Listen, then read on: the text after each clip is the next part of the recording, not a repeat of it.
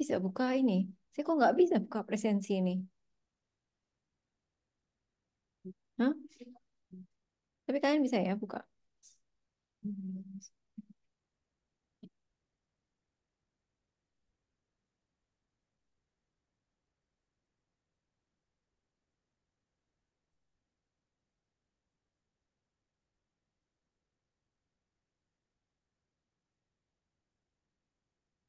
Yang kelas A sudah semua?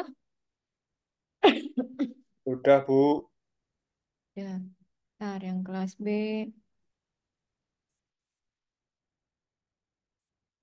Sambil nunggu ya, nanti yang kelas B apa kodenya masih diproseskan, kita mulai saja.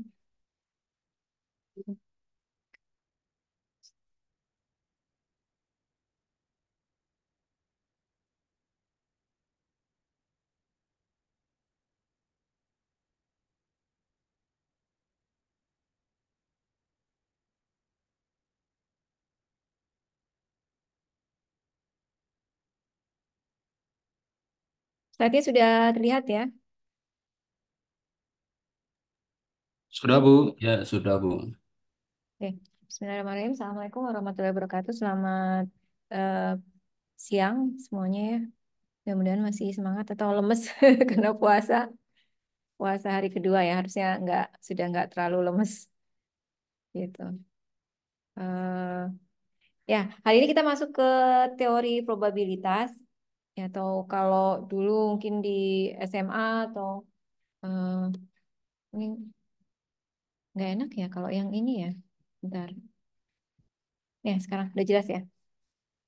Kalau di SMA mungkin kita mengenal ada teori peluang ya.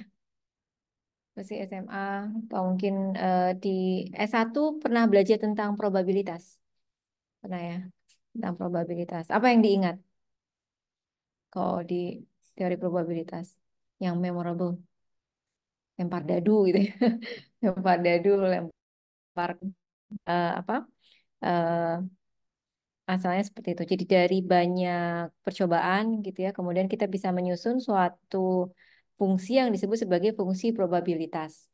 Nah, nanti ke depannya eh, kita tidak mulai belajar lagi tentang teori peluangnya. Itu tadi misalnya kalau kita melempar dadu, peluang keluarnya angka satu, kalau kita lempar 10 kali itu berapa?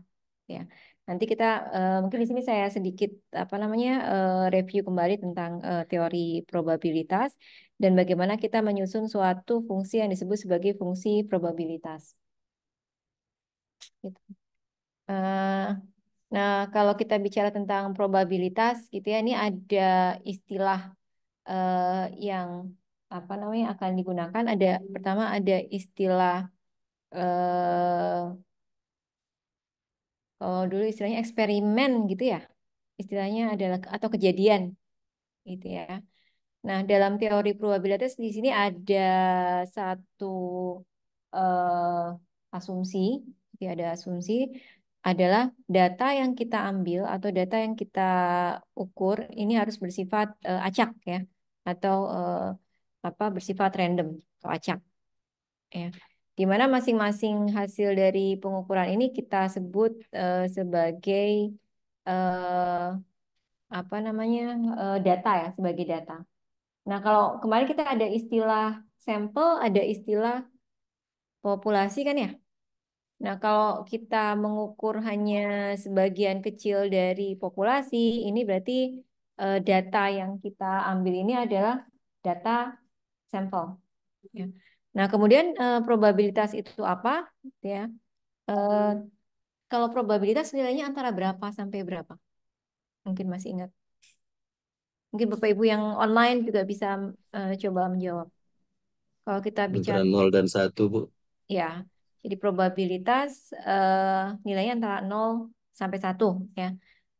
Ini menunjukkan suatu nilai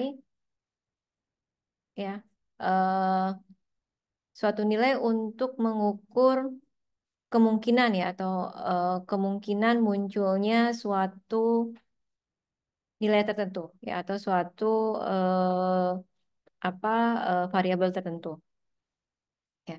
Jadi sudah dikatakan kalau nol berarti kejadian itu tidak pernah terjadi ya. Kalau satu berarti pasti terjadi. Ya, berarti sisanya antara nol sampai satu. Ya, kalau probabilitas yang tinggi berarti biasanya di atas bisa dikatakan 80% itu probabilitasnya besar, ada yang bilang 50% probabilitasnya besar ya, tergantung dari apa nanti itu ada ketentuannya. Nah, yang disebut ada yang disebut sebagai variabel ya, atau lebih khusus lagi kita sebut sebagai variabel acak atau random variable ya. Ini menggambarkan numerical description dari outcomes ya dari suatu eksperimen. Misalnya variabel, misalnya kalau kita melempar dadu, variabelnya ada berapa? Ada 6 ya. Variabel angka satu, angka 2, angka 3 dan seterusnya. Gitu. Kalau misalnya kita mengukur jarak, variabelnya banyak. Variabelnya variabel jarak, tapi outcomes-nya bisa tak hingga. Gitu. Nah, apa? Ini juga kita mengenal ada tipe-tipe variabel. Ya, ada variabel yang bersifat diskrit. Ya, misalnya tadi dadu ya. Variabel pada dadu itu diskrit. Ada satu 2 3 4 5 sampai 6. Sedangkan kalau misalnya variabel pada saat kita mengukur jarak, ini merupakan variabel yang bersifat kontinu. Ya. Nah, dalam probabilitas nanti persamaan untuk probabilitas diskrit dan kontinu ini akan sedikit berbeda. Gitu. Ini contoh ya, saya nggak tidak jelaskan secara ini kan di ilmu peluang ya. Kalau kita punya koin gitu ya, koin itu cuma ada dua sisi. Eh, Kalau kita lempar satu kali, berarti kemungkinan munculnya buntut 1/2, munculnya apa? Munculnya kepala 1/2. Tapi kalau kita lemparkan 2 kali, berapa? Jadi 2 kalinya, gitu ya. Jadi karena kejadiannya jadi 2 kalinya. Nah, kalau kita eh, apa sih? Nah, kalau misalnya nilai statistik ya. Nilai statistik ini antara 0 sampai 100.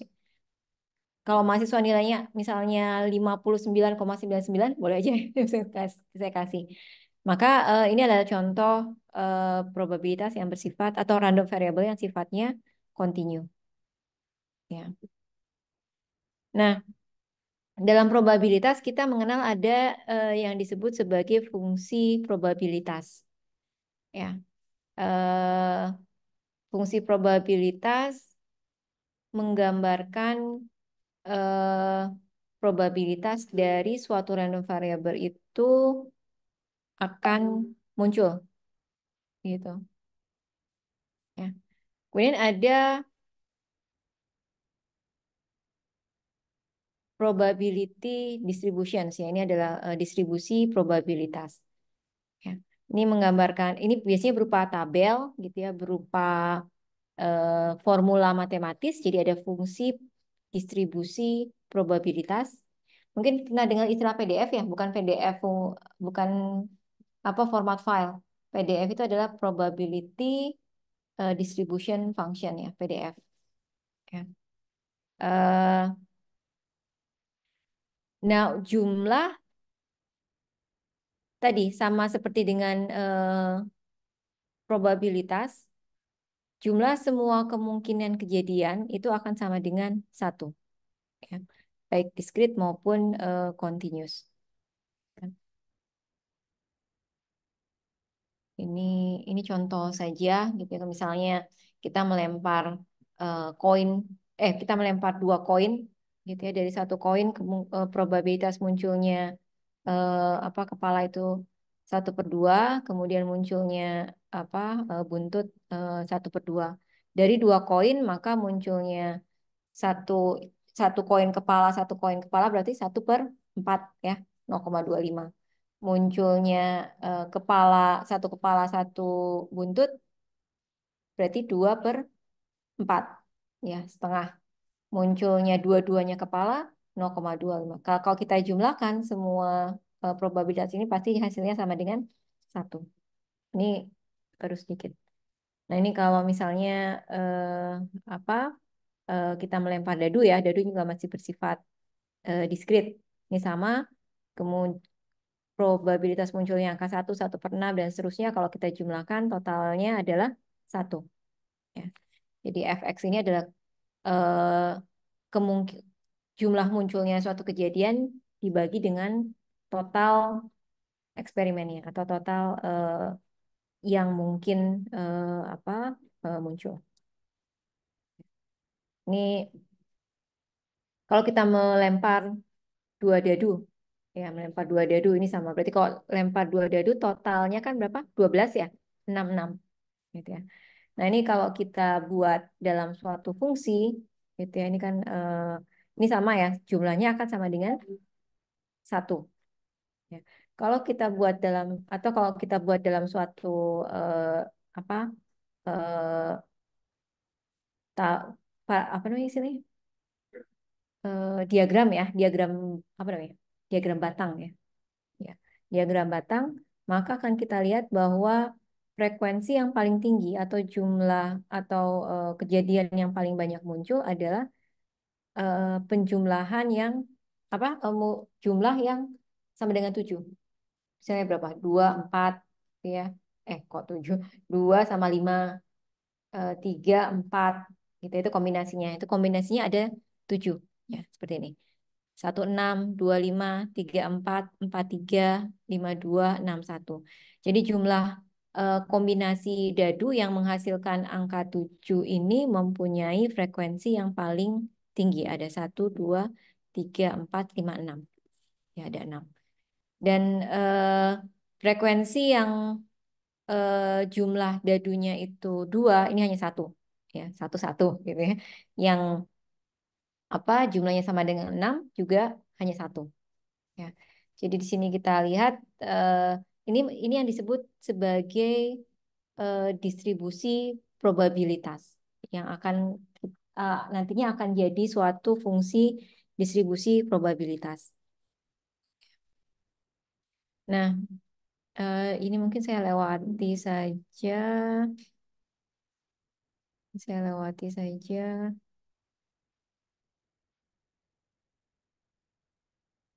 Ini saya lewati.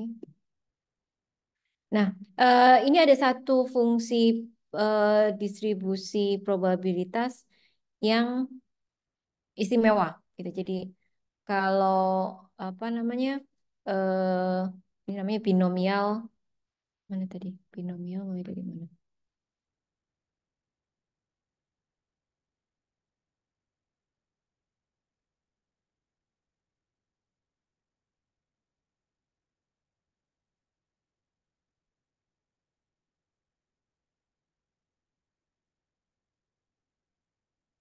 Ya, binomial distribution.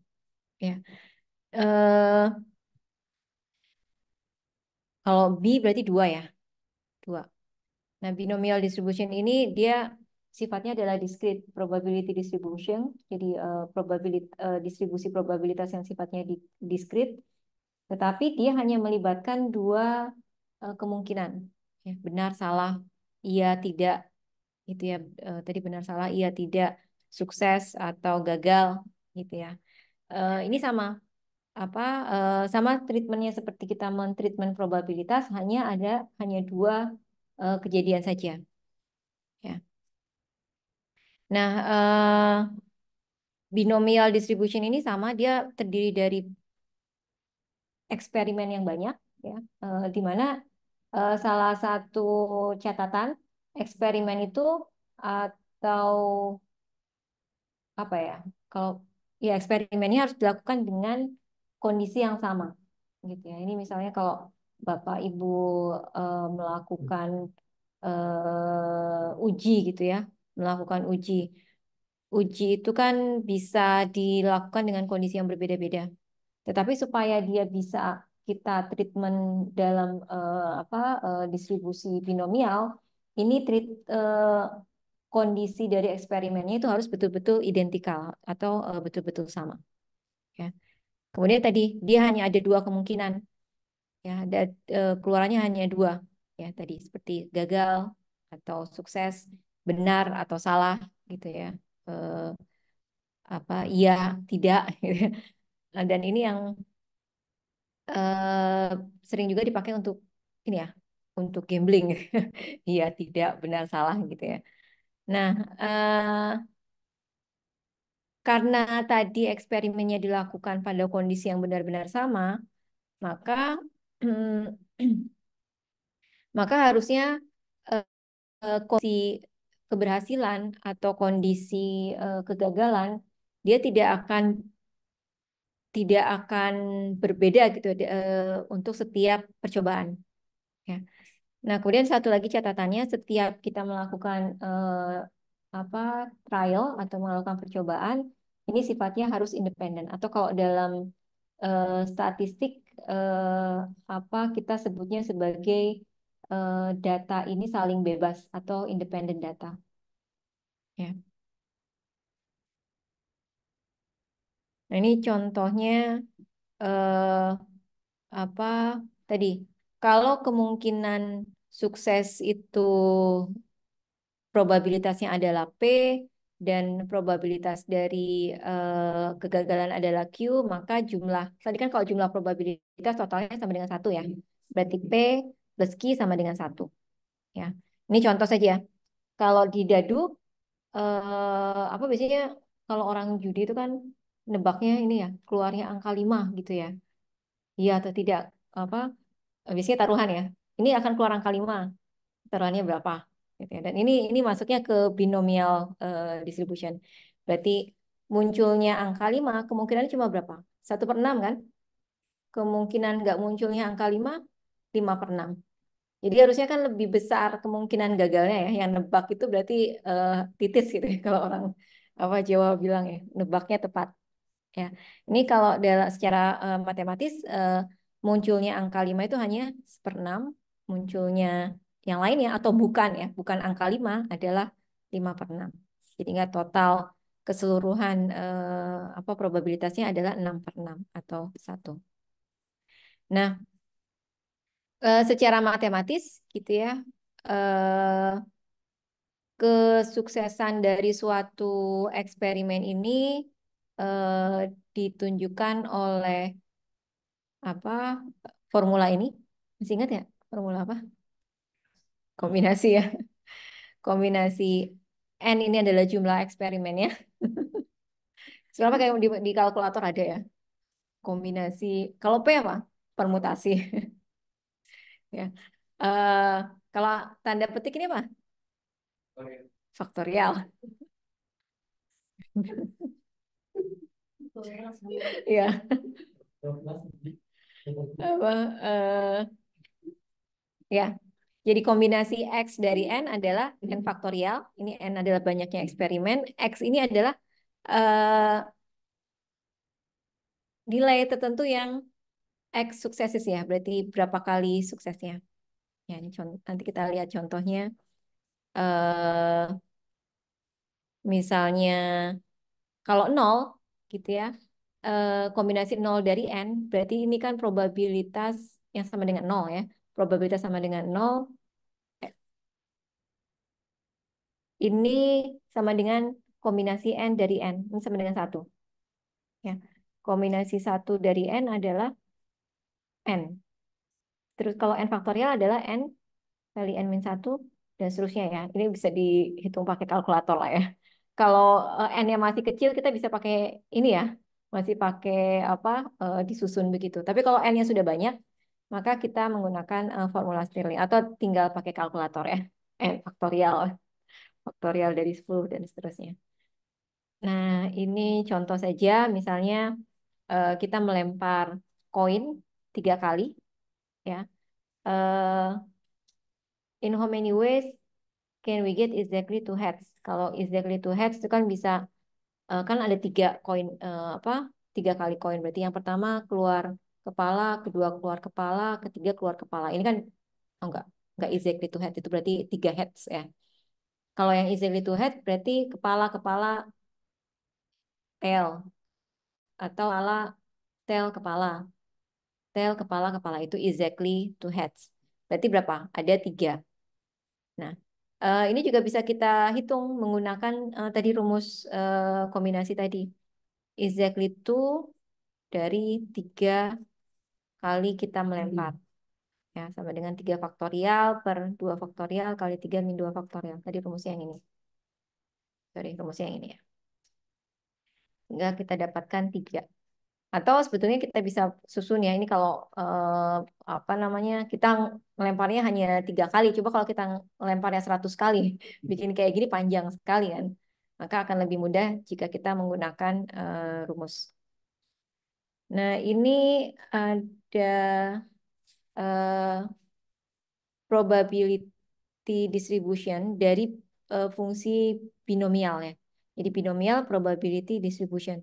Fungsinya dia merupakan fungsi dari nilai suksesnya dan nilai failure-nya, kemudian nilai jumlah pengukurannya, X-nya ini adalah eh, variabel tertentu ya, to determine the probability of X successes dari N kejadian.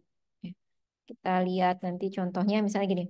Dengan rumus ini tadi kita pakai rumus fungsi untuk eh, binomial probability distribution. Jadi find probability of scoring exactly two heads from three tosses coin ya. Kalau tadi kita pakai cara manual, ini kita pakai rumus. Ya, berarti ke P-nya kemungkinan munculnya kepala itu kan setengah. Kemungkinan tidak muncul kepala, bukan kemungkinan munculnya buntut. Kan tadi kan karena cuma kemungkinan ya, iya atau tidak munculnya kepala atau bukan kepala, gitu ya. Berarti kemungkinan munculnya bukan kepala adalah satu, ini keseluruhan probabilitas dikurangi dengan munculnya kepala. Ya, berarti Q-nya adalah 0,5. Sedangkan jumlah eksperimennya ada 3. Ya. Berarti kita pakai rumus N-nya 3, kemudian P-nya setengah, Q-nya setengah, X-nya adalah 2. Ya, exactly two heads. Sehingga kalau kita masukkan, maka probabilitasnya menjadi 0,375. Ya.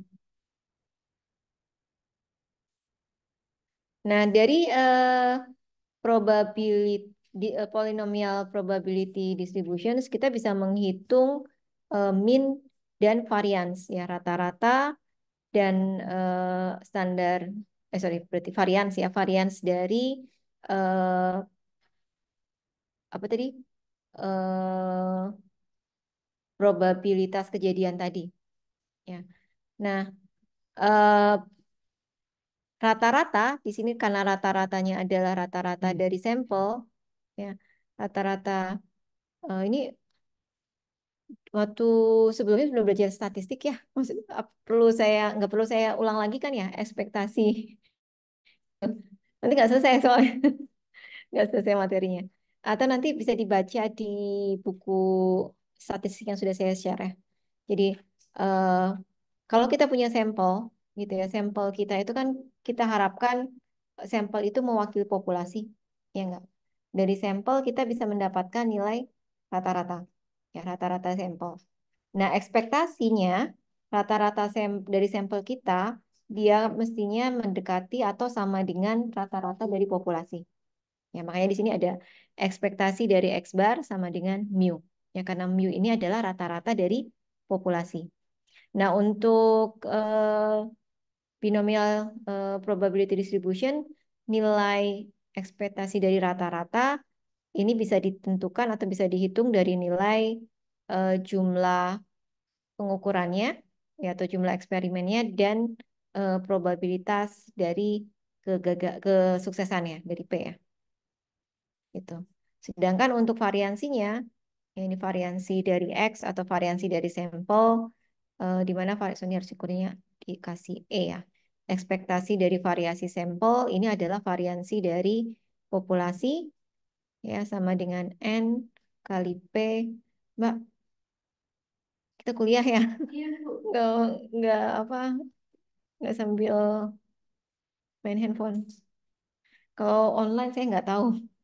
Oh, kalau di depan ini kelihatannya. Sama dengan N kali P kali Q ya, gitu. N adalah jumlah kejadian atau jumlah eksperimen. P ini probabilitas dari kesuksesan, Q ini ke probabilitas tidak sukses. Jadi apa kebalikannya. Ini buat latihan ya. eh, ini contoh kalau kalian misalnya mau ujian tapi nggak mau belajar dan ujiannya kebetulan pilihan ganda, gambling ya, misalnya apa tebak-tebakan. Nah, sebenarnya bisa dihitung, kita bisa memperkirakan kalau misalnya kita nggak belajar sama sekali atau kita hanya nebak, kemungkinan apa suksesnya itu berapa persen. Ya. Ini jadi eh, oh sorry ini bukan ini masih contoh ya. Jadi sebuah kelas ini punya 35 mahasiswa di dalamnya. Ya. Kemudian dari apa data-data sebelumnya gitu biasanya gitu ya. Biasanya itu sekitar 7% mahasiswa itu akan tidak lulus. Ya. Diketahui bahwa dari apa ya dari data sebelumnya 7% ini pasti akan apa tidak lulus. Nah, sekarang gitu berdasarkan data yang sudah ada, berapa sih probabilitas yang tidak lulus itu hanya tidak ada gitu ya, semuanya lulus ya. Nol student gagal berarti kan apa semuanya lulus ya. Atau yang tidak lulus itu hanya 5 student atau 5 mahasiswa saja yang tidak lulus ya. Kemudian eh, berapa rata-rata gitu ya, berapa rata-rata jumlah mahasiswa yang akan fail the course ya, yang akan tidak lulus ya. Dan berapa standar deviasinya. Ini berdasarkan tadi tingkat ketidaklulusannya 7% ya dari eh, apa namanya data yang terdahulu. Kemudian sekarang untuk 35 mahasiswa kira-kira berapa nih yang akan nggak lulus ya. Yang pertama yang lulus semua itu berarti apa? N-nya 35 ya. N-nya 35, 7% itu apanya? Failing rate-nya ya 0,07. Berarti ini kan kebalik saja, pokoknya dibalik. Yang kita bahas sekarang adalah tingkat kegagalan gitu, bukan tingkat kesuksesan. Ya berarti P-nya adalah tingkat kegagalannya 7%. Berarti yang lulus rate-nya adalah 93% ya, 0,93. Nah, berapa eh, apa sih namanya rate atau kemungkinan semua mahasiswa itu lulus? Ya, berarti F0. Tinggal masukkan saja ke rumusnya. Tadi X-nya 0, kemudian N-nya 35, P-nya 0,07, Q-nya 0,93. Ya. Maka eh, ternyata kemungkinan semua mahasiswa lulus ini lebih besar ya daripada yang gagal tadi. Dari data yang sebelumnya. 8%. 0,079%. 0,079 ya. Atau 8% lah ya. Nah, kemungkinan 5 mahasiswa tidak lulus, ya tinggal diganti saja X-nya dengan 5. Gitu ya. Sehingga berapa? Hanya 6%. Gitu ya. Nah, berapa rata-rata ya dari 35 mahasiswa dengan data tingkat kegagalan 70%, berapa sih rata-rata mahasiswa yang akan gagal atau yang tidak lulus kuliah ini? Rata-ratanya adalah tadi mu sama dengan apa? N kali P ya. Maka 2,45. Tapi kan kalau orang nggak mungkin 2,45 ya. Orang masa ini ya, berarti tiga ya, tiga orang. Jadi kemungkinan 2 sampai 3 orang tidak lulus. Ya. Eh, dengan standar deviasinya berapa? Standar deviasinya tadi kan variansinya N kali P kali Q ya. Maka standar deviasinya adalah 1,51. Ya. Jadi kalau kita lihat rentangnya, rentang mahasiswa yang kemungkinan akan gagal adalah antara berapa? 245 dikurangi 151 sampai 2,45 plus 1,51. Ya. Jadi ini kita eh, apa sih namanya bisa menggunakan ya ini contoh penerapan binomial distributions ya. Atau ini contoh lagi bisa dicoba dikerjakan gitu ya. Jadi ini contohnya ini Sarah has a rocket science exam tomorrow. Jadi Sarah akan punya ujian ya. Besok dia akan ujian, tapi dia nggak belajar. Yes, dan any revision. She decide to answer 20 multiple choice question randomly. Jadi dia akan coba-coba aja. Nggak belajar tapi coba ikut ujian. Nah, di sini dia ngitung-ngitung. Eh, Kalau ada 20 pertanyaan, kemudian masing-masing pertanyaan ada 4 kemungkinan jawaban. Gitu ya. Dari 4 kemungkinan jawaban hanya satu yang benar. Tapi ada juga kan soal yang misalnya dari 4 kemungkinan jawaban bisa 2 yang benar gitu ya atau benar semua. Nah, ini kalau yang kayak gitu agak sulit, agak sulit memperkirakannya. Ya, kalau di sini each question has four option A, B, C, D dan hanya ada satu yang benar. Ya. Nah, yang pertama pertanyaannya berapa probabilitas? Oh, ini bikin fungsinya dulu ya, membuat fungsinya. Berarti kita harus tetapkan n-nya berapa, kemudian apa namanya p-nya berapa, x-nya berapa, q-nya berapa. Ini p-nya berapa berarti? P-nya 1/4. Ya, 0,25. Q-nya? Enggak. Belum sampai situ. Q-nya berarti ya 3/4. Kan tadi yang memperlihatkan benar atau salahnya kan hanya ini. Dari 4 kemungkinan hanya satu yang benar. Ya, berarti benarnya adalah 0,25. Yang salahnya Q-nya 0,75. N-nya 20. Ya, berarti fungsinya apa? Fungsinya adalah kan tadi fungsinya kan C, kemudian X, ini N, P pangkat berapa?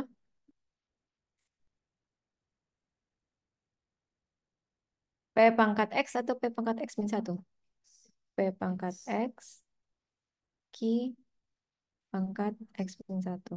Ya, oh sorry, N min X. Berarti rumusnya adalah C dari X 20, 0,25 pangkat X kali 0,75 pangkat N atau pangkat 20 min X. Ya. Yang online bagaimana? Bisa mengikuti? Bisa ya? Ini masih apa? eh, Bisa ini Bu, sebenarnya kan bisa. hanya salah satu contoh dari fungsi distribusi, tapi penerapannya banyak gitu ya. Eh, Kemudian berapa probabilitas that she will get every questions right? Berarti kemungkinan jawabannya benar semua. Berarti X-nya sama dengan 20. Ya. Yang kedua, berapa probabilitas salah semua? Salah semua berarti nggak ada yang benar ya. X-nya 0. Ya, X-nya 0. Nah, yang ketiga, berapa sih kemungkinan saya kira-kira dapat 50 gitu ya. Dapat nilainya 50. Berarti apa 10 ya. X-nya 10. Nah, yang selanjutnya adalah mencari kalau dia nggak belajar, kira-kira dia akan dapat rata-rata berapa? Dapat nilai berapa gitu ya, expected mark-nya. Berarti kita menghitung nilai rata-ratanya. Ya. Berapa standar deviasinya atau apa range-nya? Berarti kita menghitung nilai standar deviasi. Nah, silakan dikerjakan. Tadi berarti rumusnya adalah apa? C dari X ini 20 kali 0.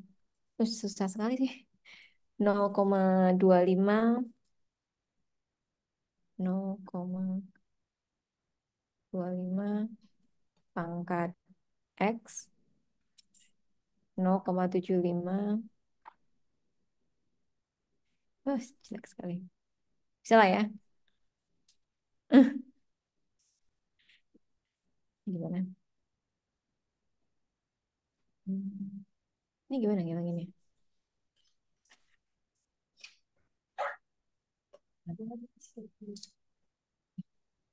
0,75 pangkat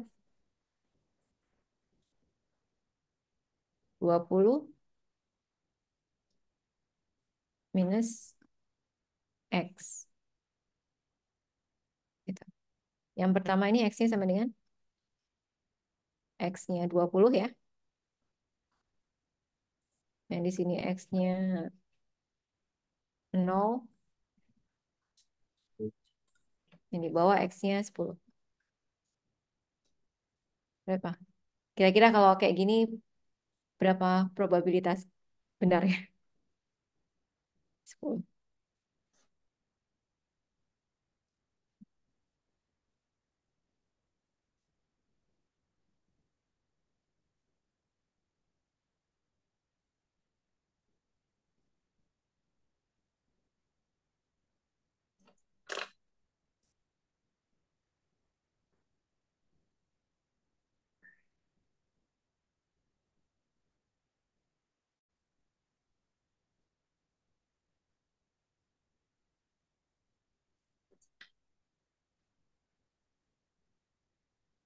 Berapa yang pertama? Berapa persen dia kemungkinan benar semua?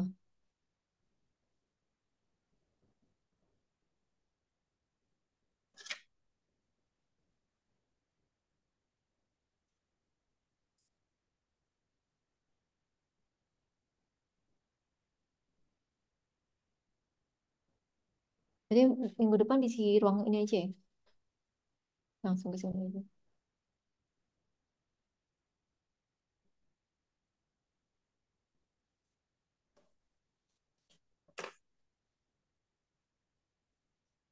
Berapa, Pak? Berapa persen?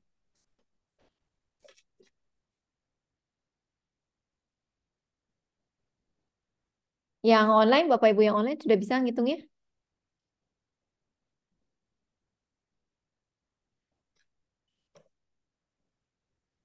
Kalau yang ini, kalau semua jawaban benar, gitu ya, berarti X-nya 20 kan? Tinggal dimasukkan aja ke rumus yang ini. Ke rumus yang ini. Hah?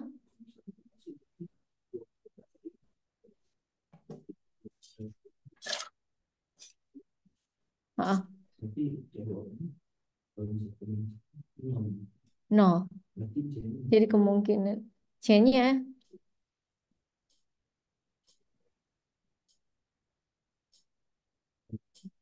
dari 0,25 pangkat 20 kali 0,75 pangkat nol. Berapa? Belum. Belum dihitung.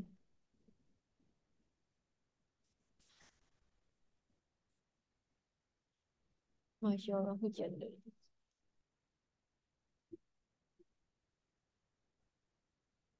Ini 20. Ini 20. Ini kan ada scientific kalkulator ya. Bapak Ibu yang online mungkin bisa menghitung lebih cepat.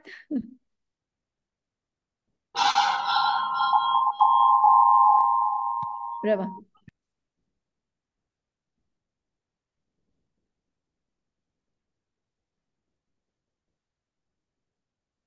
Ini nggak usah pakai faktorial lagi, langsung aja 0 pangkat 25 pangkat X.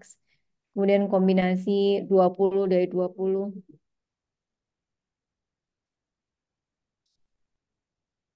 Hah? Pokoknya nilainya sangat kecil. 0,0000 sekian.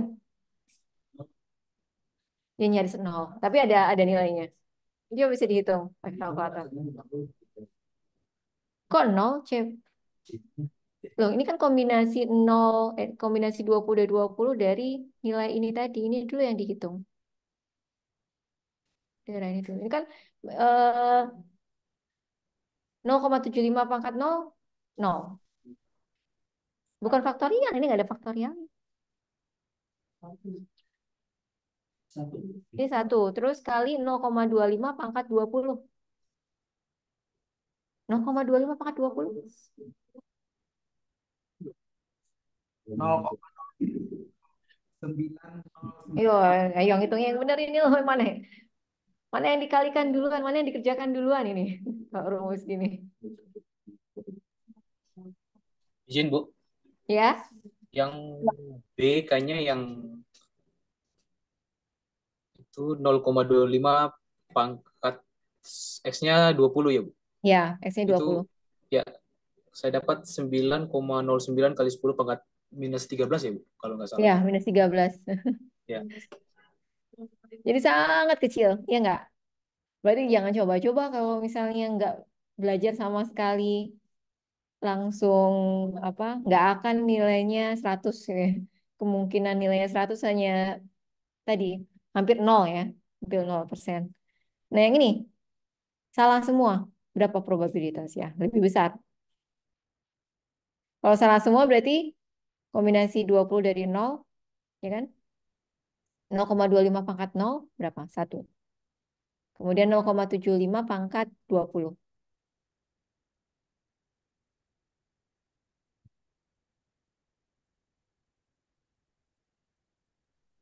0,0 Lebih besar. Ya. ya Jadi kali kemungkinan dia 0 salah semua itu lebih besar daripada kemungkinan dia betul semua. Ya meskipun juga sangat kecil. 0,0032 Bu. Ya, sama ya. Yang ini nilainya hanya setengah. Berapa persen? Nanti bisa dihitung lah ya. Nah yang ini, expected marknya berarti N kali P ya. N-nya berapa? N-nya 20, P-nya 0,25. 20 kali 0,25, 5. 5, Jadi dengan dia tidak belajar, dia kira-kira akan dapat nilai 5 aja. 5. Gitu. Dengan standar deviasi berapa? Standar deviasinya tadi N kali P kali Q. 20 kali 0,25 kali 0,75. Ya, gitu. Kira-kira berapa? 10, 0,75. Berarti kemungkinan nilainya dia itu antara berapa? 5 dikurangi 3,75 sekitar 2 ya. 2, Sekitar 2 lah ya. 2 sampai 7 lah ya. Sekitar 2 sampai 7. 8. 2 sampai 8. Jadi nggak mungkin dia dapat 50 aja, nggak, kemungkinannya kecil sekali gitu ya. Kemungkinannya nilainya dia ya antara tadi antara 2 sampai 8. Jadi ini adalah contoh penerapan binomial distribution. Misalnya bisa juga digunakan di produksi ya. Di produksi itu kan biasanya kita ada produksi yang gagal gitu ya, berapa persen. Ya misalnya dari misalnya kalau suatu pabrik dia menghasilkan pabrik apa ya? Pabrik handphone gitu ya. Pabrik handphone eh, dari produksi-produksi sebelumnya rate kegagalannya misalnya 2% gitu ya, 2% gagalnya. Maka kita bisa memperkirakan nanti kalau misalnya kita memproduksi eh, 2000 gitu ya, 2000 handphone, berarti kira-kira yang akan gagal, yang akan apa, nggak lolos quality control tuh berapa? Gitu ya. Itu kalau dalam kondisi normal dengan pakai ini tadi, pakai eh, menerapkan binomial probability distribution. Nah, ini seperti gimana?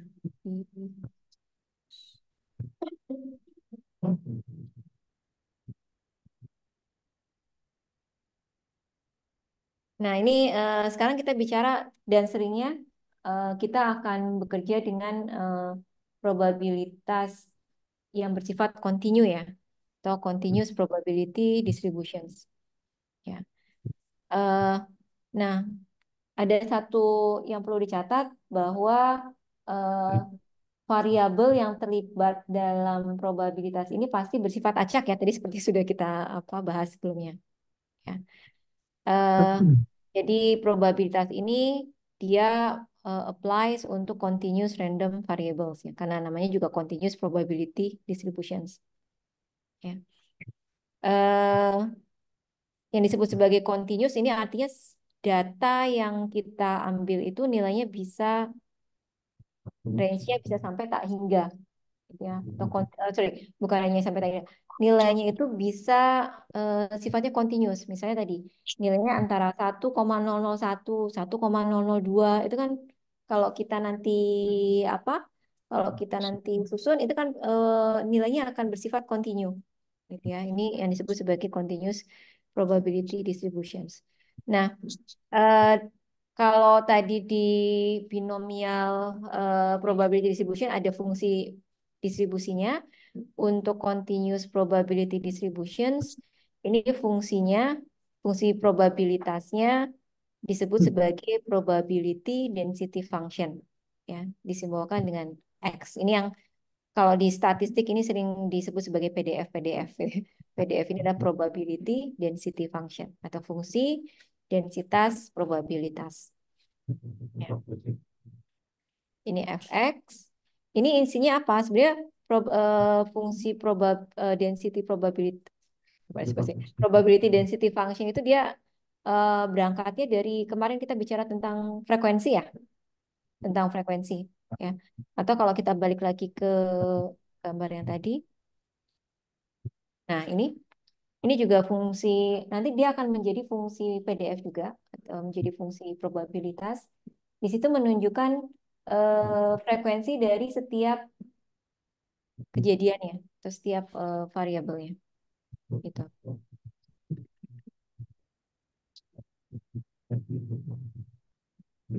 Nah, ini ada dua, gitu ya. Ada apa? Ini jarang dipakai ya. Ini uniform probability distributions. Ini hanya menunjukkan apa sih namanya? eh, Munculnya nilai satu dan yang selain nilai tersebut gitu ya. Maka eh, apa untuk munculnya satu nilai itu kan pasti ada satu nilainya, yang lainnya nol ya. Ini kita tidak gunakan, saya lewati saja ya. Ini untuk uniform. Nah, sekarang saya masuk ke yang sering kita pakai saja ya, fungsi apa distribusi probabilitas. Pernah dengar yang disebut sebagai normal distributions, distribusi normal? Pernah dengar istilah itu di statistik? Nah, Pernah dengar? Bu yang di online pernah dengar istilah distribusi normal? pernah Bu. Ya, kalau ada yang bilang data itu terdistribusi normal, gitu ya. Data yang terdistribusi normal itu seperti apa? Data yang punya probabilitas kejadian sesuai dengan fungsi ini. Ya. Jadi fungsi probabilitas ini biasanya disusun berdasarkan atau sebagai fungsi dari nilai rata-rata, ya, nilai mu dan nilai standar deviasi. Ya, dan fungsinya ini berbeda. Nanti yang akan kita banyak gunakan di kuliah ini ada tiga distribusi. Yang pertama adalah distribusi normal, kemudian ada distribusi student atau distribusi T, ada ada satu lagi distribusi chi-square. Pernah dengar nggak? Sebelum saya lanjut, ya, karena saya nanti langsung masuk ke sana. Kalau di S1 mungkin belajar dari fungsinya dan segala macam. Ya. Ini yang nanti akan digunakan dalam statistical testing atau dalam uji statistik. Ya, ada empat ya. Ada satu lagi disebut sebagai distribusi F atau Fisher. Ya, distribusi Fisher. Nah, distribusi normal ini biasanya menggambarkan data yang bersifat acak, gitu ya. Jadi ciri-ciri distribusi normal adalah data yang nilainya mendekati nilai rata-rata, pasti frekuensinya paling tinggi. Ya. Yang jadi orang-orang gitu ya, kalau apa jumlah orang yang biasa, yang B ya, orang yang biasa-biasa aja pasti jumlahnya paling banyak gitu ya. Yang sangat cantik itu pasti biasanya sedikit ya. Atau yang jelek banget pasti sedikit juga. Itu distribusi normal seperti itu. Jadi apa eh, frekuensi dari nilai yang mendekati rata-rata itu paling tinggi, yang sangat jauh, baik jauhnya ke kiri maupun jauhnya ke kanan, frekuensinya paling semakin kecil atau mendekati nol. Ya. Dan nanti fungsinya, kalau kita gambarkan dalam bentuk grafik, fungsinya ini seperti fungsi bell ya, atau kita sebut sebagai bell curve ya, atau disebut juga sebagai fungsi Gaussian ya, fungsi Gauss ya. Ini yang paling banyak dipakai di dalam statistik. Sorry, ini di bawah ya. Ya, dan fungsi probabilitasnya, fungsi densitasnya ini adalah fungsi dari nilai rata-rata, rata-rata mu ya, dan nilai standar deviasi. Ya. Nah, ini adalah ciri-ciri dari kurva distribusi normal. Ya. Kurvanya seperti ini. Ya. Di mana puncaknya ini menggambarkan frekuensinya. Frekuensi dari apa di sini F-nya ya, ini Fx. Nah, kemudian nilai tengah dari fungsinya menggambarkan rata-ratanya. Ya. Jadi kalau kita lihat ada 3 kurva distribusi normal, ini menggambarkan kurva dengan nilai standar deviasi yang sama, tetapi nilai rata-ratanya beda. Ya. Di sini yang merah nilai rata-ratanya -1, yang hitam 0, kemudian yang biru 1. Nah, bentuk kurvanya dia lebih landai atau lebih apa? Ini dia ada lagi. Nah, ini. Kalau yang ini adalah kurva distribusi normal yang menggambarkan data dengan nilai rata-rata sama, tetapi standar deviasinya berbeda. Ya, standar deviasi nanti digambarkan dengan itu tadi kurvanya landai. Ya, kalau standar deviasinya besar, maka kurvanya lebih landai. Kalau standar deviasinya kecil, ya, atau kita menggambarkan datanya itu precise, gitu ya, presisi, maka kurvanya lebih apa? Lebih lancip, gitu. Nah, ini kurva distribusi normal, gitu ya. Jadi rata-rata menggambarkan posisi puncak apa namanya dari kurvanya, kemudian titik belok ya istilahnya ya. Kalau di kurva itu ada titik belok dari kurvanya ditunjukkan oleh nilai standar deviasinya. Nah, dari sekian banyak kurva distribusi normal, ada satu jenis distribusi normal yang juga sering dipakai yang disebut sebagai, oh ini sebelum ke situ ke sini ya. Jadi probabilitas dalam sebuah kurva distribusi normal itu menggambarkan kemungkinan munculnya angka di bawah kurva ini. Ya. Jadi kalau kita dilihat di sini ya, mungkin pernah dengar ya istilah antara 1 sigma, 2 sigma gitu ya. Kita melakukan uji dalam rentang 1 sigma, 2 sigma. Pernah dengar istilah itu nggak? Nggak pernah. Ini backgroundnya yang geomatika gede sih? Gede sih. Dari mana? Belajar statistik kan? Ini kalau lakukan uji 1 sigma, data yang akan kita gunakan data 1 sigma saja. Dalam rentang 1 sigma. Nah,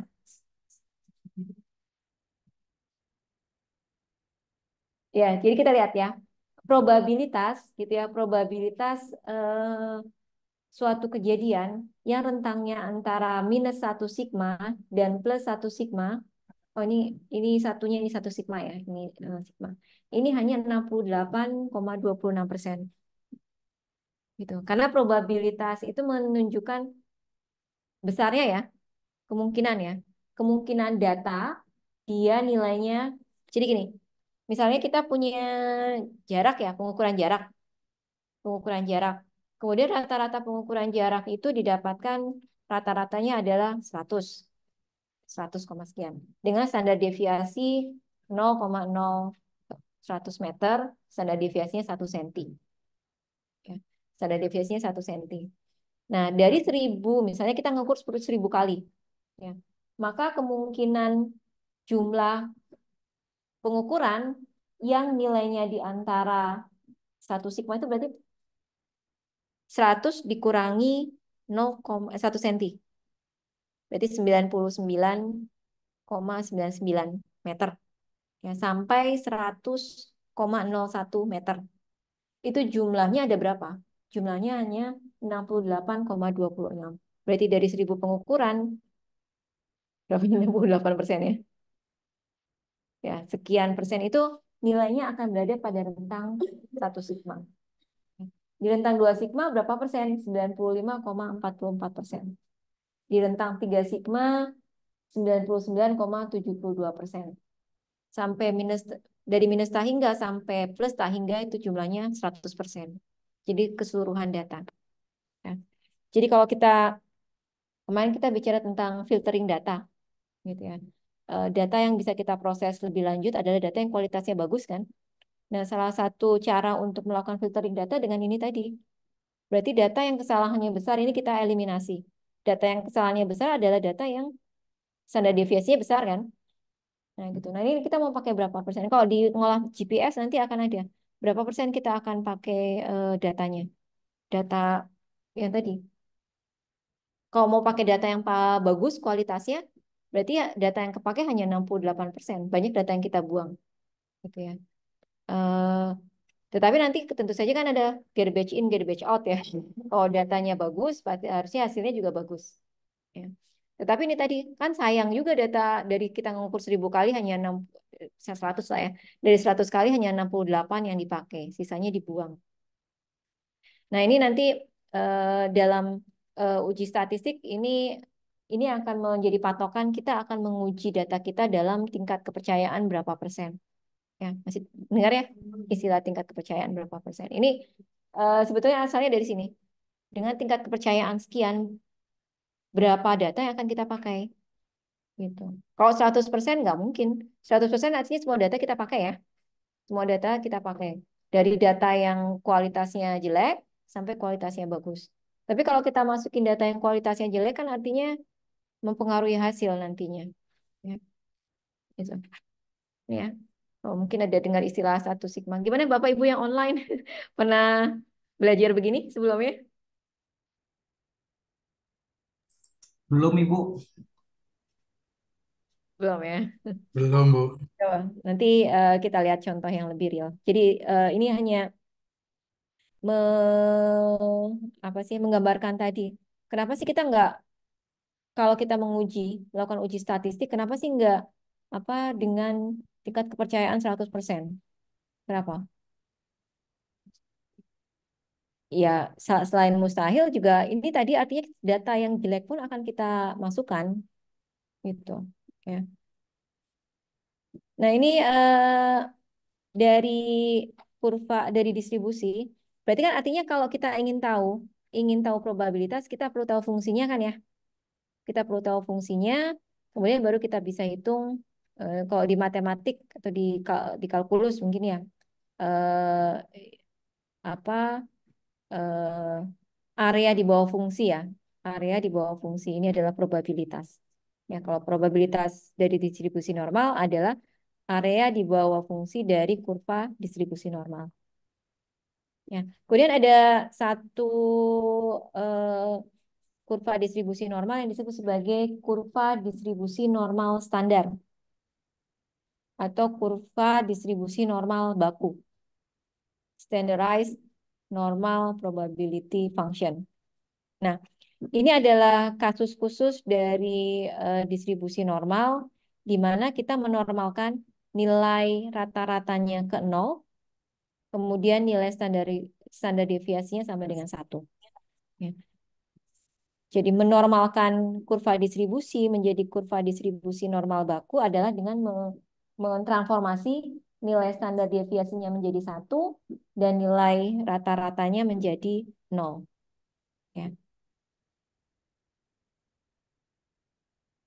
Nah, dengan kita melakukan standarisasi, nantinya pada saat kita ingin mencari nilai probabilitas, kita tidak perlu lagi mencari fungsinya, kemudian menghitung area di bawah fungsi, tetapi nanti kita bisa menggunakan tabel. Kita pakai tabel distribusi normal. Nah, menggunakan nggak?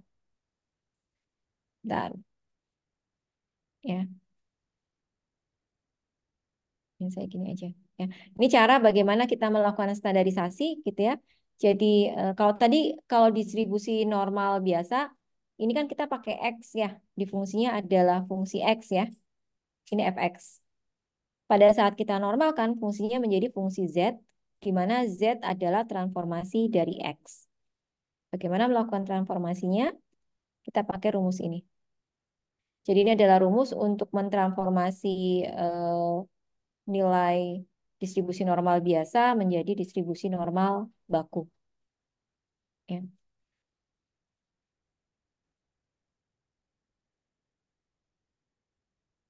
Nah, setelah kita normalkan fungsi distribusi normal, fungsi distribusinya, maka kemudian kita bisa mencari probabilitas eh, suatu nilai yang berada di bawah kurva distribusi normal menggunakan tabel. Ada yang pernah pakai tabel distribusi normal? Dulu? Belum. Hah? Belum, belum Bapak Ibu. Ini tabel distribusi normal itu sudah saya taruh di My Classroom kalau nggak salah. Contohnya ya. Contoh tabel distribusi normal.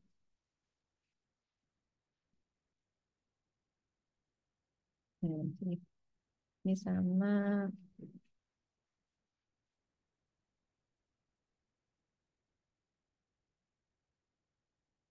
Bapak Ibu yang deskriptif statistik nanti dipelajari sendiri ya. Deskriptif statistik itu untuk menghitung nilai rata-rata, nilai median, modus, standar deviasi, eh, dan seterusnya. Nah, kita sekarang masuk ke probability. Nah, ini ada dua tipe ya, tabel distribusi. Ya. Terutama untuk distribusi normal. Jadi ini ada tabel distribusi normal, di mana Z-nya ini adalah nilai normalisasi dari X ke Z. Ya. Kemudian di atasnya ini misalnya adalah yang di atasnya ini 0 untuk Z 0,00, Z 0,01. Ini probabilitas untuk Z 0,02 ya. Nah, yang membedakan ini di kurva distribusi yang ini ya. Di kurva distribusi yang ini dia hanya menggambarkan setengah fungsi saja. Ya, makanya Z-nya hanya 0 sampai 3. Z-nya semuanya positif kan. Jadi kita areanya digambarkan hanya 0,5 saja. Ya. Jadi misalnya kita ingin mencari berapa sih area di bawah antara di Z ini adalah 0,5 dikurangi nilai Z-nya. Nanti akan saya kasih contohnya. Nah, tabel yang kedua, ini sebenarnya tabelnya sama. Nanti mau pakai tabel yang tadi atau pakai tabel yang kedua ini, harusnya hasilnya sama. Bedanya adalah kalau tabel yang kedua, area probabilitasnya itu satu. Semuanya. Dari minus, harusnya dari minus hingga sampai plus hingga ya. Tetapi normalnya dari minus 3 sampai 3. Jadi semua area di bawah fungsi probabilitas ini nilainya sama dengan satu. Berapa nilai probabilitas untuk daerah yang diarsir? Ini adalah satu dikurangi area ini. Gitu. Ya. Nah, kalau fungsinya sudah merupakan ini fungsi distribusi normal, ada fungsi distribusi chi-square, ada fungsi distribusi T, ya. Eh, kemudian di sini yang ini tidak ada Fisher. Nanti yang ada Fisher di yang tipe 1. Di sini ada distribusi Fisher. Ya. Jangan di ini kepalanya. Di rotate clockwise. Ini Fisher. Distribusi Fisher ini nanti biasanya digunakan untuk apabila kita ingin membandingkan dua distribusi atau dua populasi. Gitu. Eh, misalnya ada satu variabel yang sama diukur oleh dua orang. Misalnya kita mengukur panjang meja nih. Siapa namanya? Mita sama Dinda. Dinda ngukur 10 kali, Mita ngukur 20 kali. Kemudian masing-masing dapat rata-rata, dapat standar deviasi. Kemudian kita bisa membandingkan mana yang paling bagus hasil pengukurannya. Apakah pengukurannya Mita atau pengukurannya Dinda. Gitu. Bisa dilihat dari standar deviasi, tapi nanti kita pakai uji statistik yang disebut sebagai uji Fisher. Ya. Untuk lebih memastikan lagi. Itu juga nanti ada tingkat dengan tingkat kepercayaan sekian, mana yang lebih bagus hasil apa pengukurannya, gitu ya. Nanti pakai Vision. Jadi di sini kita tiga saja. Mungkin ada distribusi yang lain. Kita pakai distribusi normal, distribusi T, dan distribusi Chi-square, dan distribusi F. Ya. Dan hanya ada dua parameter statistik yang akan kita gunakan dalam uji. Yang pertama adalah rata-rata, yang kedua adalah standar deviasi. Ya. Rata-rata biasanya untuk melihat mana sih yang paling mendekati rata-rata gitu ya. Eh, Seberapa besar tingkat kepercayaan data kita dibandingkan dengan populasi yang harusnya ada. Itu adalah uji rata-rata. Nah, uji rata-rata, ini dulu aja, saya kasih overview. Uji rata-rata itu bisa dilakukan dengan dua distribusi. Yang pertama dengan distribusi normal, yang kedua dengan distribusi T atau distribusi student. Pernah dengar distribusi T? Uji T mungkin. Uji T dilakukan untuk apa?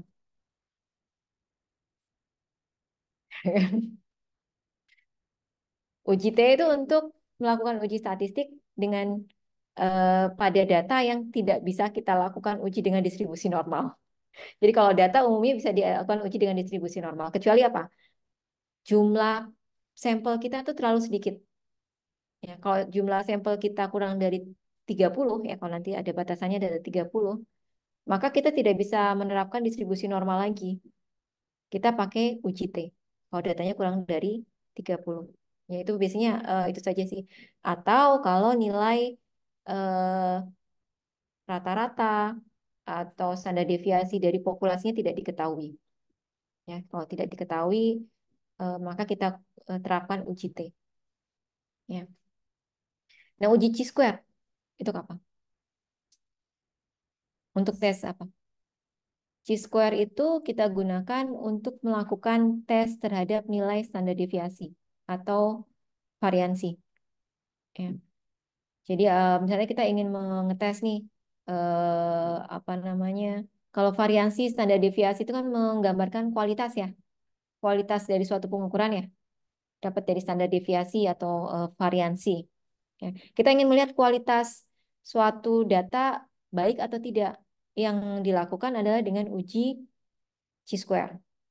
Jadi kalau mau melihat yang diuji adalah standar deviasi atau variansi, nggak bisa pakai uji distribusi normal atau uji T. Ya. Nah, kalau uji varian, sorry tadi apa? Chi-square, kemudian distribusi normal, distribusi T, ini digunakan jika kita ingin membandingkan hasil pengukuran kita dengan populasi yang ada, ya, atau nilai status quo gitu ya, apa hal yang lazim gitu ya, hal-hal yang bersifat lazim. Tapi kalau tadi kita membandingkan dua data gitu ya, datanya si A, datanya si B gitu ya. Atau misalnya kita ingin membandingkan nih data A kita ambil dengan kondisi seperti ini. Data B kita ambil dengan kondisi yang lain. Kita bandingkan nih kalau dengan dua kondisi yang berbeda kira-kira hasilnya bagaimana? Mana yang lebih baik? Ya, kondisi yang A atau kondisi yang B. Itu nanti kita lakukan melalui uji Fisher. Pakai Fisher. Sorry, Fisher itu membandingkan dua populasi, tetapi yang dibandingkan adalah standar deviasinya atau variansinya ya, atau ke apa ketelitian datanya. Oke, Bapak Ibu yang online, kalau misalnya saya terlalu cepat atau mau bingung bisa langsung tanya ya, gitu. Ini challenge-nya kalau hybrid tuh biasanya saya agak lupa sama yang online, karena yang di depan mata yang offline, gitu. Ya, kita kembali lagi ke sini. Nah, cara bacanya bagaimana? Itu ya kita contohnya. Nah, eh, ini untuk kurva distribusi yang separoh ya. Ini yang separoh nih. Separoh. Sorry, ini yang full. The highlighted value gives the blue shaded area between the mean. Yang mean itu adalah di 0 dengan Z-nya 1,06. Berarti area yang biru ini ya, area yang biru ini nilainya adalah 0. Ini adalah nilainya 0,3554. Ini dari mana? Ya. Ini dari mana? Z 1,06 Kita lihat di sini hmm, clockwise.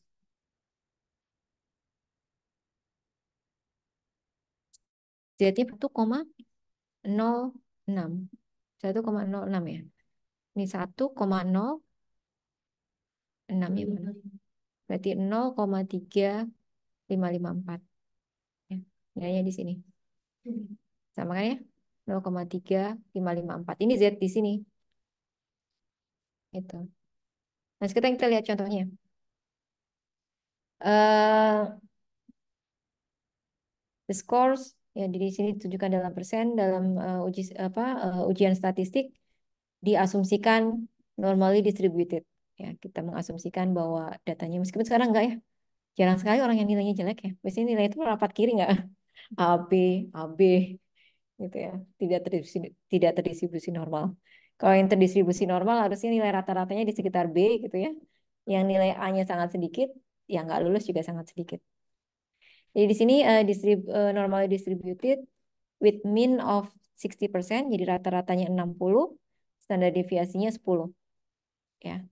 So what is the probability of a student will score lebih besar dari 80 atau yang nilainya antara 40 sampai 50? Ya. Jadi data ini adalah data yang lalu gitu ya, atau kita anggap sebagai data populasinya. Ya, berarti ini adalah sebentar. Ini adalah mu-nya. Ya, kemudian ini adalah standar deviasinya. Ya, standar deviasi berarti sigma. Nah, kita ingin mencari X gitu ya. X yang lebih besar dari 80. Berapa sih probabilitas untuk eh, apa namanya? Mahasiswa itu nilainya lebih besar dari 80.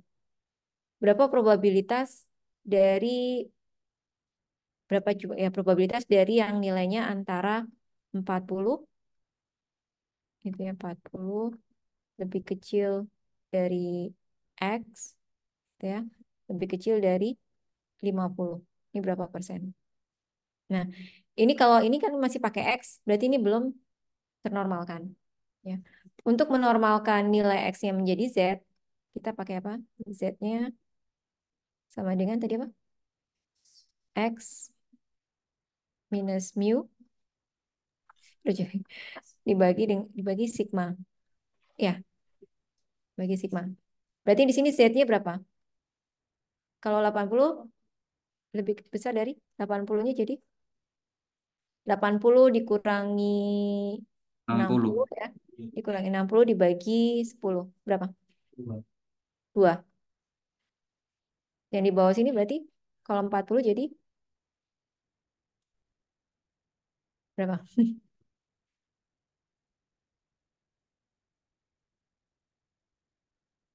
Berapa? Ini X ya, sorry, ini X-nya. Sorry, Z. 50 dikurangi 60 dibagi 10.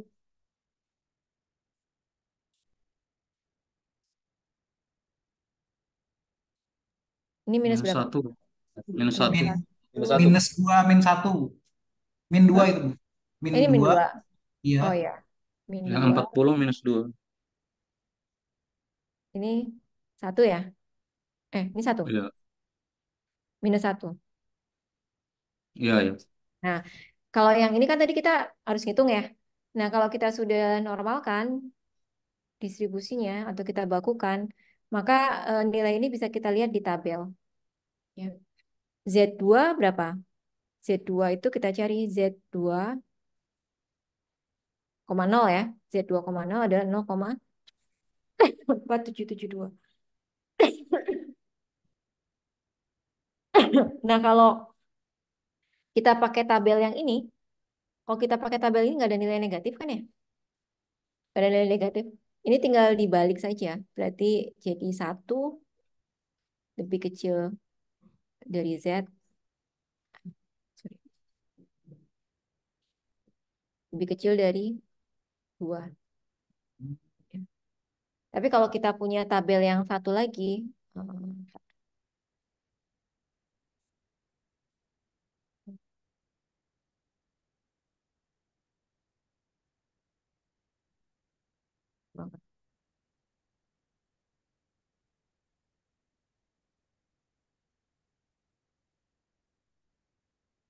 ini tadi ya. Kalau kita pakai yang punya yang ada negatifnya, ini bisa minus 2. Mana? Ini minus 2. Nilainya 0,0228. Kemudian minus satunya nilainya 0,1587. Ya. Nah, cara baca tabelnya udah bisa ya? Udah bisa. Nah, ini artinya apa? Untuk X lebih besar dari 80, tadi Z-nya sama dengan 2, gitu ya. Z sama dengan 2 adalah di sini. Maka nilai yang lebih besar dari 80 ini adalah probabilitasnya ada di area yang diarsir merah. Ya, karena lebih besar dari 80. Nilainya berapa? Ini kita bisa lihat dari tabel, ya nilainya berarti di antara, yang kalau dari tabel kan kita dapatnya nilai ini, ya nilai apa 0,4772 ya. 4,772 itu yang warna biru. Yang kita butuhkan yang merah, yang di sini. Berarti 0,5 dikurangi 4,772. Probabilitasnya adalah 0,0227. Ya, yang merah ini. Kalau pakai yang ini paham ya? Ya. Kalau kita pakai yang tabel satunya lagi, kalau pakai tabel yang ini 2 ya. 2 itu nilainya 0,9772. Ya, duanya beda ya. 0,9. Tapi penerapannya sama. Kalau tadi ini 0,5 dikurangi 0,44, kalau kita pakai yang tabel yang full, ini adalah 1 dikurangi 9 0,9 berapa tadi? 772. 9772. 9,772. Hasilnya sama kan? Gitu. Ya, hasilnya 0,227. Jadi perbedaannya di sini aja nih. Kita setengah atau 1 gitu. Ya. Hah? Oh, ya. Iya, pakai setengah. Karena di ciri-cirinya di sini, di ciri-cirinya di tabelnya. Di tabelnya itu, lihat, tabelnya itu hanya positif semua. Kalau yang satunya lagi tabelnya dari minus sampai positif. Jadi semuanya full tabel. Ya. Dan probabilitas dari satu di bawah fungsi probabilitas itu sama dengan 1. Kalau setengahnya berarti 0,5. Gitu. Ya. Nah ini kalau berarti kan tadi probabilitas mahasiswa itu nilainya lebih besar dari 30, dari 80, hanya berapa? 2% ya, 2,3%. Nah sekarang probabilitas mahasiswa nilainya antara 40 sampai 50. Ya, berarti kita punya 2 batas. Ya. Batas 40 sama 50. Atau kalau kita normalkan, batasnya adalah minus 2 dan minus 1 kan? Minus 2 dan minus 1. Kalau kita pakai yang tabel full, kita langsung saja pakai minus 2, minus 1. Berarti berapa? Ini aja. Ini yang setengah ya. Kalau yang setengah, berarti kan tadi dibalik. Berarti dari 1 sampai 2. Nah, 2-nya itu 0,4772 di sini. Kemudian apa? Satunya adalah nilai 1. 0,341. Ya, 0,3413. Berarti 413. yang akan kita cari itu ini sebetulnya. Ya, area ini nih. Area yang ini. Mana? Area di antara 1 dan 2 ini kan. Ya. Berarti nilainya adalah luasan A1 dikurangi luasan A2. Ya. Berarti probabilitasnya 13,59% atau 0,1359. Kan kalau pakai yang ini ya, yang full tabel ya. Berarti kita minus 1 itu berapa? Minus 1 itu 0,1587 gitu ya, minus 2-nya 0,0228. Ya tinggal dikurangin aja. 0, berapa tadi? 153. Nah, dikurangi 0,2. Hasilnya sama kan? Ya, hasilnya sama. Jadi mau pakai yang tadi full atau yang setengah sama aja.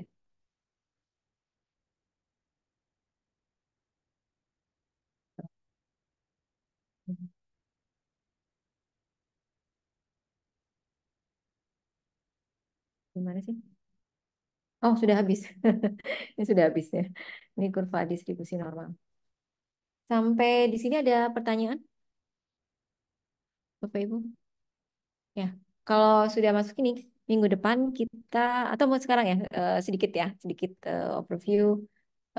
Kita masuk ke tes hipotesa. Ya, ini atau nanti akan kita eh, gunakan untuk uji statistik ya. Uji statistik berangkatnya dari uji hipotesis. Ya. Udah dengar ya istilah hipotesis? Hipotesis itu apa? Dugaan ya. Dugaan awal gitu. Biasanya asumsi awal gitu ya, asumsi awal. Biasanya kalau kita mau melakukan penelitian itu kan biasanya berangkat dari asumsi awal gitu ya. Misalnya apa sih namanya? Saya ingin melakukan penelitian tentang subsidence gitu ya, subsidence di Surabaya. Biasanya apa dari informasi yang ada atau penelitian terdahulu gitu ya, atau informasi dari apa, saya kalau kita kan geodesi ya, informasi dari orang-orang geologi ya, atau dari orang-orang geofisika, dengan kondisi seperti ini kira-kira nanti di Surabaya akan ada penurunan tanah. Nah, kita akan melakukan apa eh, penelitian gitu ya, meneliti. Berarti asumsinya misalnya dari penelitian terdahulu diketahui bahwa penurunan muka tanah di Surabaya sebesar 1 cm per tahun gitu ya. Nah, benar atau tidak? Penelitian kita ini akan membuktikan apakah yang sudah dilakukan sebelumnya itu benar atau tidak.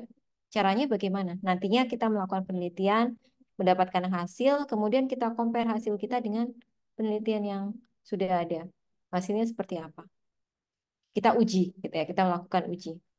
Nah, ini adalah bagian dari tes hipotesa ya. Nah, tes hipotesa yang secara spesifik menggunakan metode statistik disebut sebagai uji statistik ya. Kalau uji statistik berarti yang kita uji apanya? Yang kita uji ya parameter statistiknya tadi. Kita uji rata-ratanya ya. Kita uji standar deviasinya seperti itu. Eh, kita break sebentar ya, ada azan.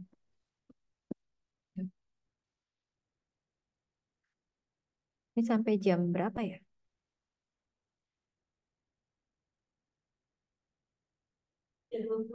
Jam 3.20 ya.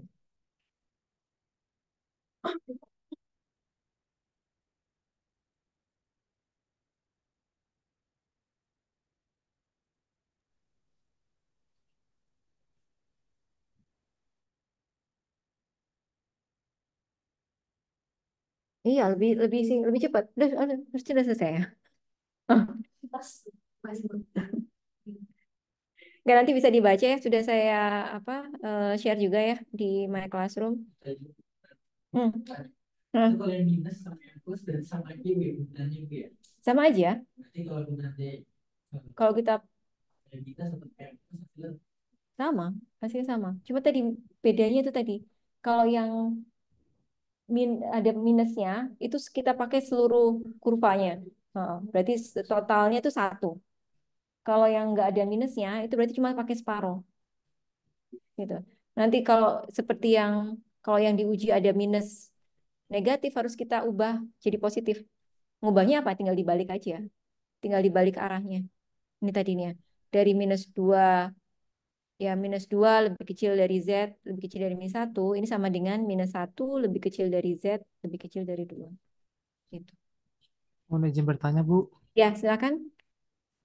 kalau misalnya kita punya data, Hmm. terus tentuin kita itu data itu menggunakan uji yang mana itu gimana Bu caranya? Itu tadi, ke, yang pertama dilihat yang mau kita uji apanya. Yang pertama, yang kita uji apakah rata-ratanya atau standar deviasi ya. Kita uji rata-rata atau kita uji sebaran datanya. Kalau kita mau menguji rata-rata, kita lihat kalau menguji rata-rata ada dua distribusi yang bisa kita pakai, distribusi normal atau distribusi T. Kapan kita pakai distribusi normal, kapan kita pakai distribusi T? Salah satu kriterianya adalah jumlah data. Kalau jumlah data kita kurang dari 30 ya, atau jumlah data kita kecil, ini biasanya kita pakai uji T. Tapi kalau datanya banyak, kita pakai uji distribusi normal. Gitu.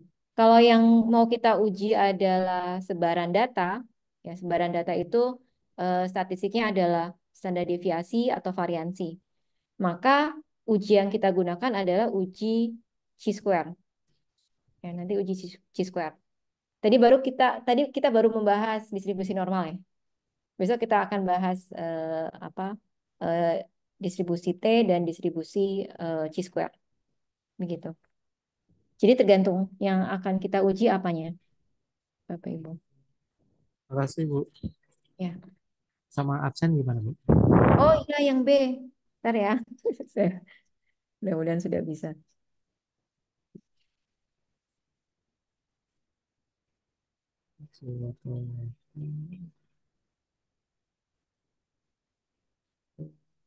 Oh, yang tadi ini gagal. Ya, silakan sambil nunggu mungkin ada pertanyaan lagi.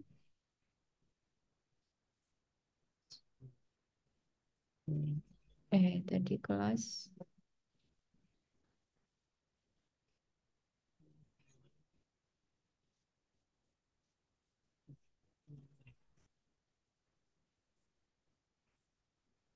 Ini kalau di teori probabilitas biasanya 2-3 kali pertemuan.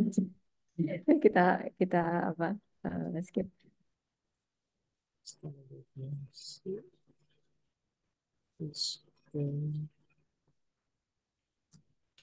Ya.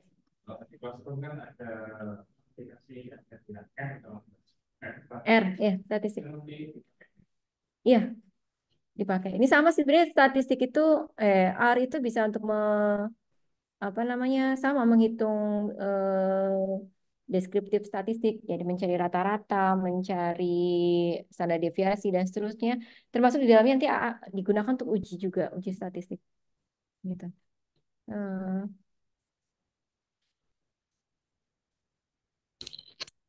Sedangkan untuk yang kelas B,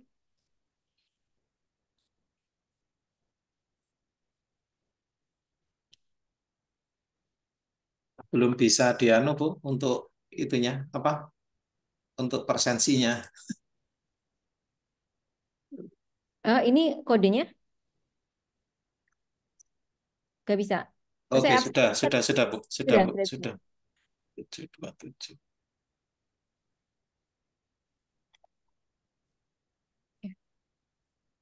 Mungkin kalau tidak ada pertanyaan nanti bisa dibaca dulu ya apa? Ini kelas B nih bukan kelas A.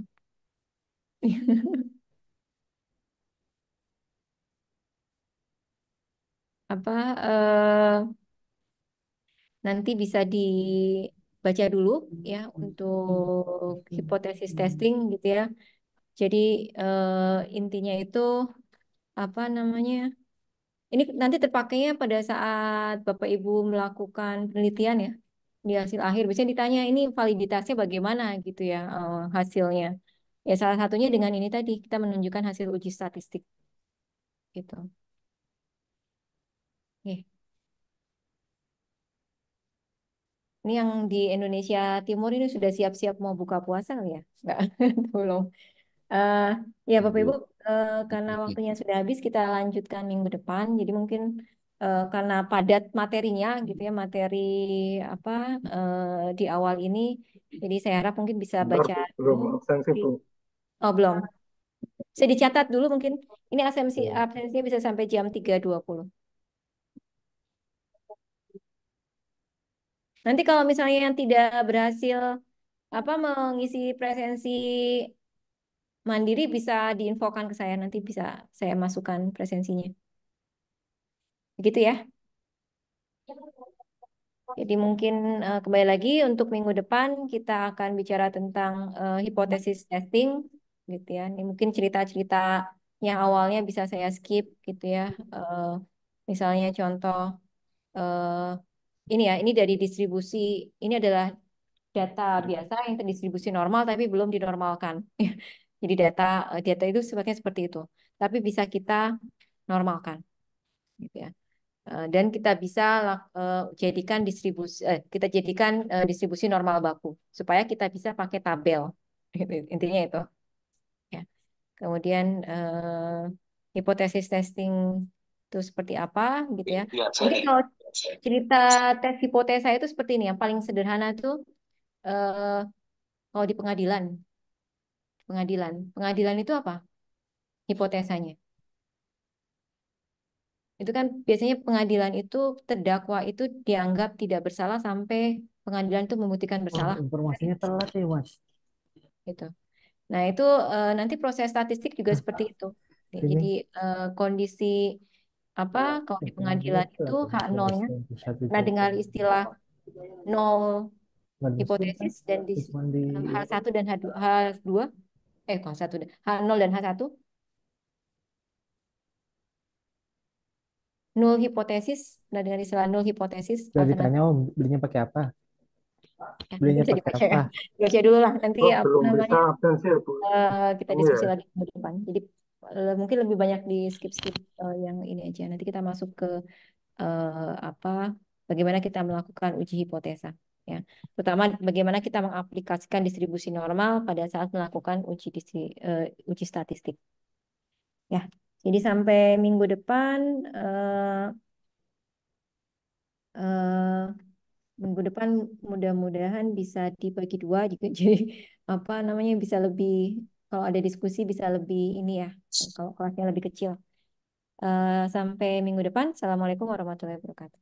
Selamat sore. Waalaikumsalam Waalaikumsalam warahmatullahi warahmatullahi wabarakatuh. wabarakatuh. Bapak Ibu yang punya rekaman tolong nanti di-share linknya gitu ya. Ya, Bu. Ya, Iya, Bu. ya, Bu. Terima kasih. Saya tutup ya. Bentar, Bu. Saya end meeting.